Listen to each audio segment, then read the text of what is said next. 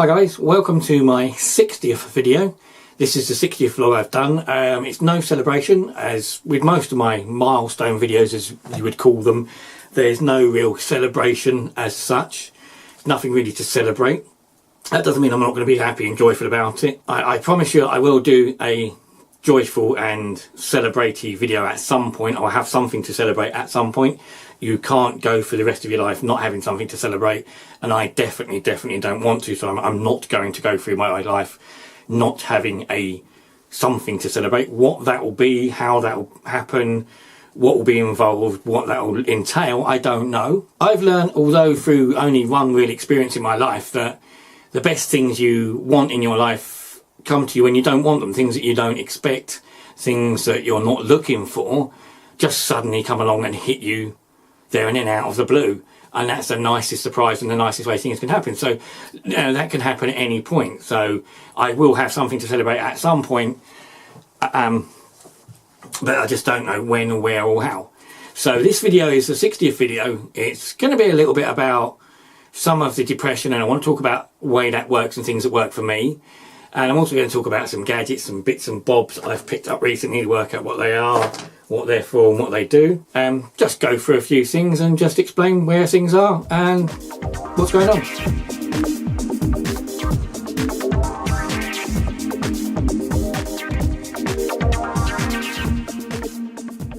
Okay, so we need to explain about the depression side of it. This video is still called Not So Depressing Videos, and I'm still on my citalopram 40 milligrams a day for depression. But I'm not so much, this is the plain book, this is the this is the Valium, which I was on 2 milligrams. I was having this every single day, so I was having this once a day. They've not decided to carry it on, so they've given me some, but very little, so I haven't really been using it. For the last sort of month or so, I've tried to cut down and not use any at all. Over the last couple of weeks, 2 or 3 weeks, I used it once a few weeks ago, and I used it again this week when I knew I had to. I knew I needed it. I could tell that I needed it. Other times I haven't really noticed whether or not I need it. So by not having it, I'm not sure if I'm missing it or not. I don't really know. There are sometimes I can tell, I suppose, that I've come home once or twice from work, which I used to say once, maybe I do it every once or twice a week, every week. I come home feeling a little bit dizzy. I watch a bit of TV or have something to eat. Sometimes I don't have anything to eat. I'll come up to bed about 8 o'clock-ish. I still have a bit of a dizzy spell, so I think I'll lie down. I lie down and I don't wake up until sort of 5 o'clock or 7 o'clock the following morning. A bit like a Marty McFly moment. It may be related to this, I don't know. It's just sort of dizzy spells that make you want to go to sleep, and I don't mind. Once I feel asleep, I'm okay after that. As I said, so I have used these recently. I've had a couple of things that I've had to deal with, one of which, I mean, basically is just something that came to a very abrupt end, very suddenly and in a rather nasty way. But, you know, that's what that is. I have to deal with that. I get on with that. I've got to get on with everything else. The Valium definitely helps when things hit you that you don't expect. But I don't want to be reliant on this stuff, so that's why they've been trying to get me off of it, and I think they're doing a good job of that. I tend to use it as little as I possibly can. So, you know, the rest of life just goes on. Therapy. Now, my therapy, I want to talk about my therapy and the types of therapy I'm on. I've been on therapy for quite a while now. I was started in June 2017, once a week. The end of, well, sort of this year, that sort of tailed off, sort of mid this year, that's tailed off to sort of once every 2 weeks. It's very good. It's psychotherapy. Now, I've tried other forms before. I've tried CBT and I've tried other things that didn't always work for me. My problem is a lot of the therapists want you to sit there and just talk to them. And I'm the sort of person that sits there and somebody says to you, okay, what's wrong with you? I just sit there and go, I have no bloody idea. That's what you're here to tell me. They're not here to tell you that, and neither is a psychotherapist. Psychotherapists talk to you. They don't suggest you things, they don't prompt you, but they give you questions. They ask you things. How do you feel about this? How does this feel? What would it be like if this happened? Do you think you was in control of this? And stuff like that. And it's just that edge of being able to talk to somebody. Now, it's something I could, you know, you could talk over with a partner or somebody. If you had somebody, I don't, unfortunately, if you had somebody to talk to, and if I had somebody to talk to, then once you've got over the fear, the shame, and sort of like, basically being scared of what you're going to talk about and trying to get that out of your mind, then you could talk about it with somebody quite clearly. I mean, I would always be very open, honest, 100% honest and 100% open with the person I was with, because I want to talk about it. Something I do want to talk about, something I'd want to sit and not hide anything, have no secrets or anything hidden away from each other.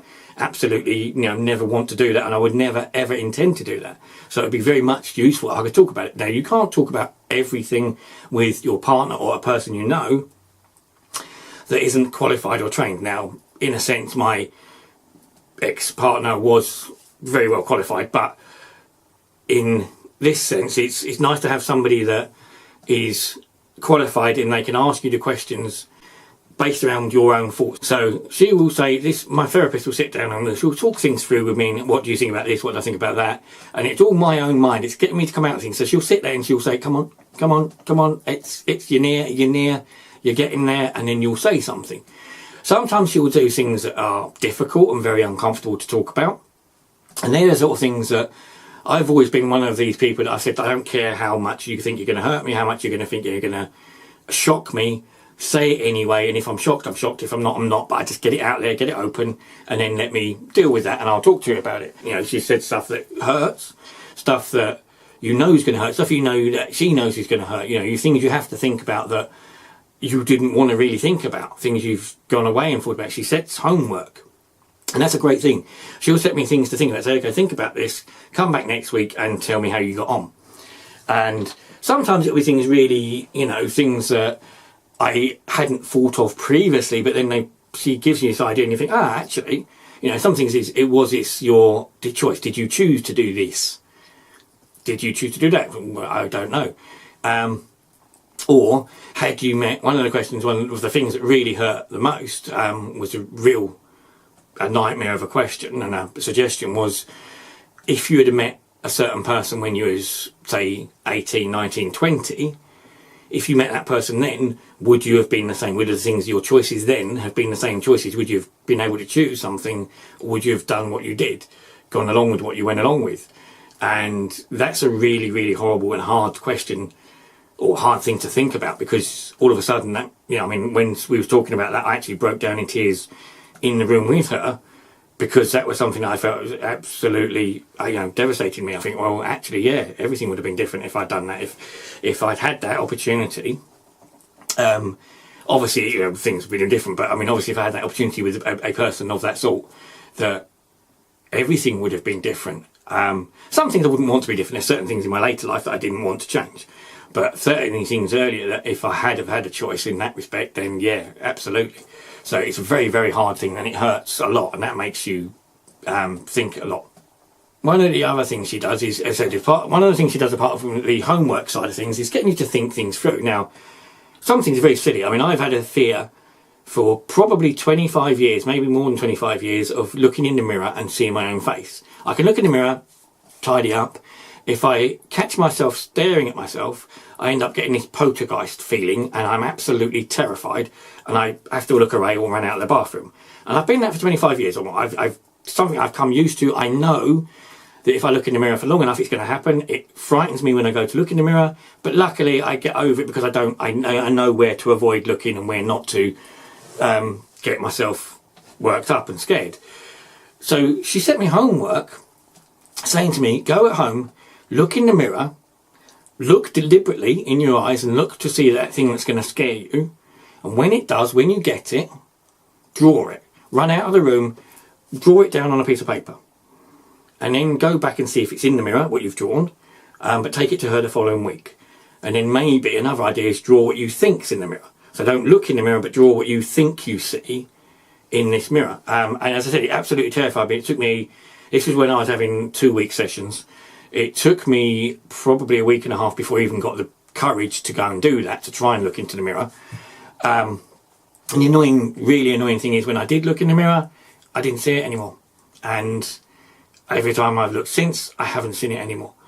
And that's probably some of the points. She said that, we explained it when I looked initially, when we was in the meeting. We explained that it might be something I did. I looked at myself as a child rather than as an adult. And having talked to it, when I look in the mirror now, I don't see that anymore. I see just me. So that's sort of cleared that up, and it's been very, very helpful indeed. It's annoyed me because I don't see it anymore, and I was like, feel like a fraud. Why would I go to her and tell her that and then it not be there anymore? So that makes me feel a little bit like a fraud, but she said nothing to worry about. But that sort of homework and that sort of level has helped out a lot. There's still a lot of things I need to deal with and still need to get out, the things I need to get over to find myself enough to have the courage. But I've been much, much further on with that, a much more understanding of who I am and what I am. And that's something I wasn't for a very long time. So now, no, that's helped me become me. And I will just carry on with it, and hopefully that will, you know, it's working out very well. I think it's the best form of therapy for me, definitely. Okay, so now we're going to talk away from that, and we'll come back to a few bits and bobs, tiny little bits and bobs and gadgets that I've got recently. One of them, strangely enough, is unusual for me, I know, a new dunny. There you go. This fella, I love the eyes. The hearts on the ears and the eyes. Yes, he's got money. Yes, if you turn him round on his head. But I just love it's the eyes and the heart that really do it for me. I think it's a really lovely little thing. That going along with it, I also decided to buy a new fleece for the winter. But I bought a matching fleece to go with my dunnies. It's nice. It's got a lovely bird. It's got a white and blue zip, blue one side, white the other. It's even got the Kid Robot logo on the zipper, and you've got Kid Robot on the arms. It's very nice. It's a nice bit of kit. I like it. The thing I didn't realise is it's massive. I mean, it's big, and it's big on me. I mean, normally my fleeces tended to be sort of, the large fleece I had was far too big for some people.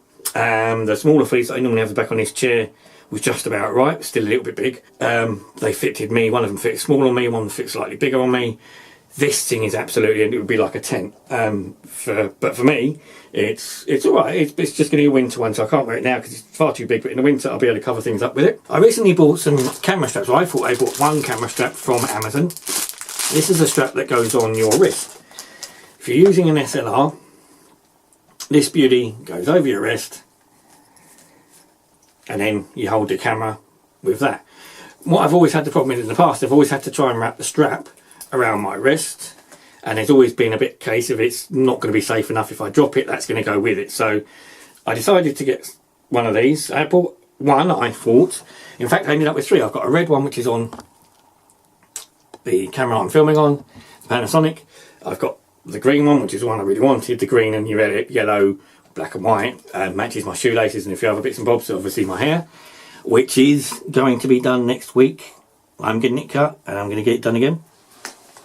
And I also got a black one, so I got three when I thought I was only getting one. Something else I've bought, this thing. This is a flash holder for gels. You put it over your flash like so, and it holds coloured gels to do your flash photography. Now, I don't buy them for that. I didn't want them for that. I've got, obviously you know, previously I've got the Lume Cube. My dad many years ago made his own homemade filter holders, which I found very useful for holding the Lume Cube. So I can push the Lume Cube into the back of it. That gives me a front and a place to hold the gel. So then when I turn on the Lume Cube, I've got a coloured gel for the Lume Cube.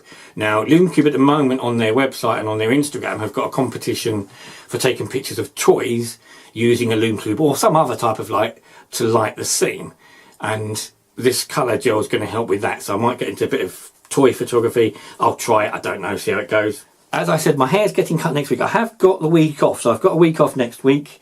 I'll find things to do with the camera, find places to go, things to see. I've got a couple of things I'm going to do with my mum. We've got a couple of places to go. Most of my time, normally when I'm working, I come home from work, as I said, I either go to sleep, like I said earlier, or I will watch Blue Buds or a bit of TV with my mum, or I will play on this. I got hooked on Baseball Boy, and I've been playing that quite a bit.